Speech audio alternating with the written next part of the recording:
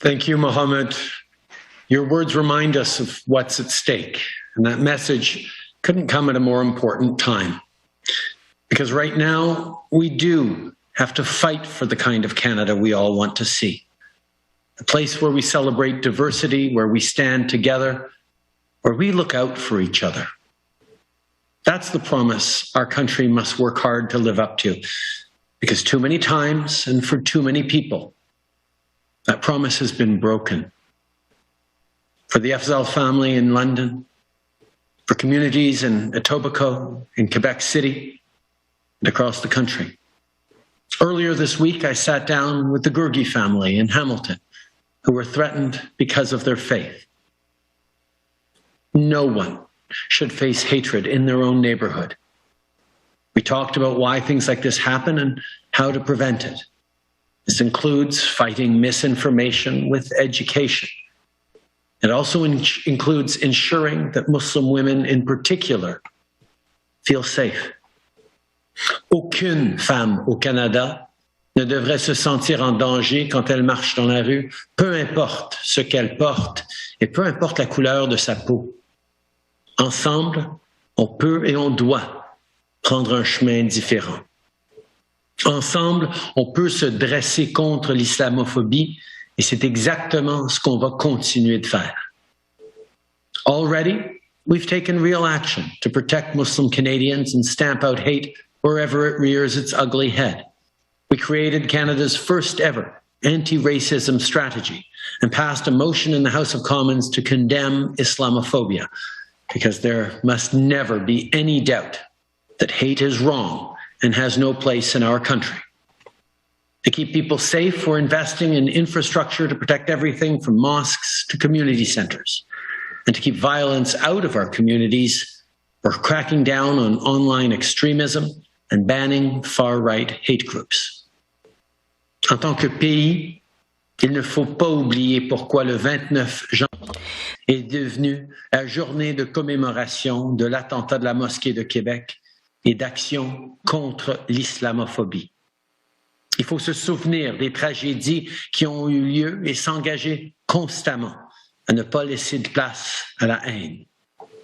Partout où la division menace de s'installer dans notre pays, il faut rester fort et unis. Et à ce propos, je veux prendre un moment pour reconnaître les conflits mondiaux qui ont été très troublants pour nombre de Canadiens. I want to acknowledge the pain and distress of global conflicts, including in the Middle East, on Muslim Canadians. I know that many in our communities have worried not just about family, but about what this means here at home. So let us be clear. There is no place in Canada for Islamophobia. Not ever. And on the world stage, our government will always stand up for peace and democracy, human rights, freedom of expression, and freedom of belief. This includes through the protection of minorities.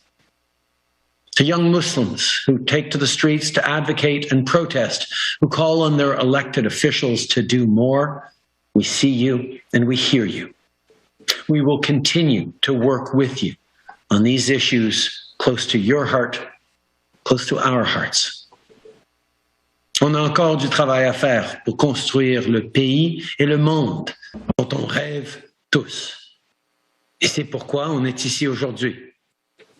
On a organisé ce sommet national sur l'islamophobie qui réunit le gouvernement fédéral et les communautés musulmanes d'un bout à l'autre du pays pour tracer la voie à suivre. There's no question that there is work to be done, more work to be done within government to dismantle systemic racism and Islamophobia. Because from the CRA to security agencies, institutions should support people, not target them. We hear that.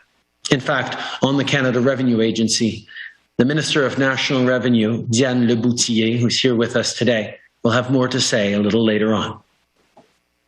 As many of you have pointed out, part of the path forward must be a public service that is inclusive rather than just diverse.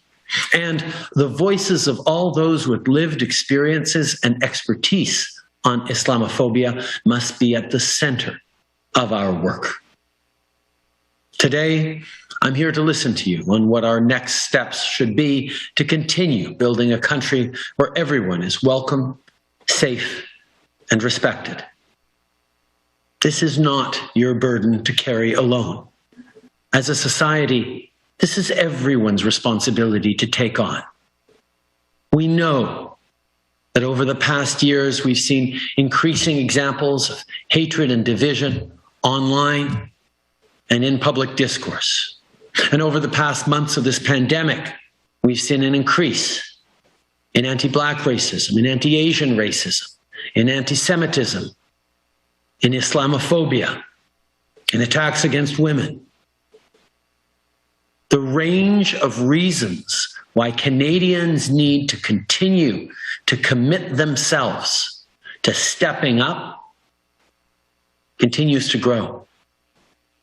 We all must understand that governments, that institutions, that organizations, that workplaces, that individual Canadians all have essential roles to play, to be friends, to be allies, but also to be part of the solution. The politics of division cannot take root if we refuse to be divided. Hate cannot creep into the mainstream if we all speak up against it. We're a country where we know that diversity is our strength and where we know that everyone is equal and deserving of our deepest respect. That is what we must defend. And together, I know that we will. Plus tôt cette semaine, quand les Canadiens musulmans se sont réunis pour célébrer l'Aïd, c'était pour célébrer des valeurs qui nous tiennent tous à cœur en tant que Canadiens. La famille, la générosité et la communauté. Vous nous rappelez à tous les jours qu'on est plus fort ensemble. Alors, ensemble, continuons à bâtir un meilleur Canada pour tous. We will all be there together as Canadians. We will be there as a government. We will continue our work together. Je vous remercie de votre présence aujourd'hui. Sur ce, je cède la parole à Peter Flegel.